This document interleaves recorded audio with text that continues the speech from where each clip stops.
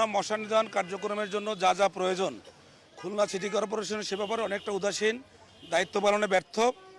যে কারণে মশার উপদ্রব প্রচণ্ড আকার ধারণ করেছে। শুধু রাতের বেলা না, দিনের বেলাও মানুষের বসবাসের অনুপযোগী হয়ে কর্তৃপক্ষ যাতে দ্রুত সময়ের মধ্যে মশা নিধনের জন্য ঔষধ ছিটানো শুধু না, বর্জ্য ব্যবস্থাপনা,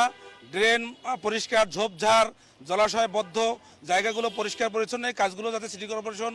গুরুত্বের সাথে দায়িত্বের সাথে করে, সেই কারণেই আজকের আমাদের তাদের দৃষ্টি আকর্ষণ করবার জন্য আজকের এই প্রতীকী মশা। এই মশা না, মশা দীর্ঘদিন ধরে, এবং সিটি কর্পোরেশন নতুন করে মশা উৎপাদনের একটা জায়গা তৈরি করেছে, সেটা হলো সুয়েরাইজ। আপনারা জানেন কিনা জানি না, ম্যানহোলের ভিতরে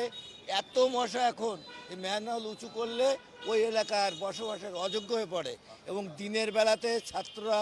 মশারি টানায় তাদের পড়তে হয়। এই অবস্থা থেকে পরিত্রাণ পাওয়ার জন্য আমাদের বিকল্প ব্যবস্থা গ্রহণ করা জরুরি বলে আমি মনে করি। অতি দ্রুত এই মশা যাতে সহনীয় পর্যায়ে আনা যায় সেই ব্যবস্থা গ্রহণ, এবং যে ওষুধটা ছিটানো হয় সেটা যেন পরীক্ষাগারে পরীক্ষা করে সঠিক মান নিয়ন্ত্রণ করে সেইভাবেই এটাকে ইম্পোর্ট করে এটা সরবরাহ করা এবং জনগণকে